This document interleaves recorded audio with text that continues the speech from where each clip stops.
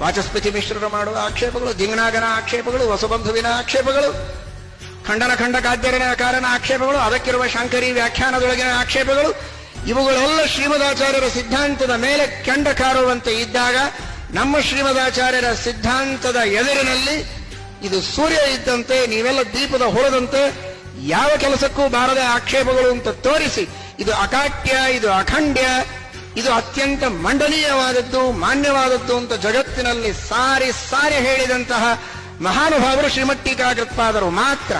ಖಂಡನ ಖಂಡ ಖಾದ್ಯಕಾರ ಅವನ ಹೆಸರಿಗೆ ತಕ್ಕ ಹಾಗೆ ಖಂಡನ ಖಂಡ ಖಾದ್ಯ, ಬೇಕಾದ್ಯ ಮಾಡ ನೀನು, ನಿನ್ ತಲೆಗೆ ಬಂದಂತ ಖಂಡನ ಮಾಡ, ಆ ಎಲ್ಲಾ ಖಂಡನಗಳ ಮುಂಡನ ಮಾಡಿ ಇಡ್ತೇನೆ, ಏನು ಅಂತ ತಿಳಿದಿದ್ದೀಯ ಅಂತ ಷಡ್ಡು ಹೊಡೆದು ನಿಂತ ಮಹಾನುಭಾವರು ಶ್ರೀಮಟ್ಟೀಕಾಕೃತ್ಪಾದರು.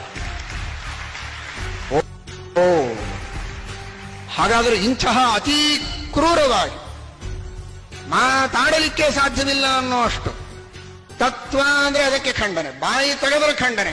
ಇಂತಹ ಖಂಡನ ಖಂಡ ಖಾದ್ಯ ಕಾರಣ ಮಾತಿಗೆ ಏನೂ ಪ್ರತಿಕ್ರಿಯೆ ಸಾಧ್ಯ ಇಲ್ಲ ಅಂತ ಕಂಗಾಲಾಗಿ ಕಾಂದಿಗ್ಭೂತರಾಗಿ ಓಡಿ ಹೋಗಬೇಕು ಜನ ಎಲ್ಲ.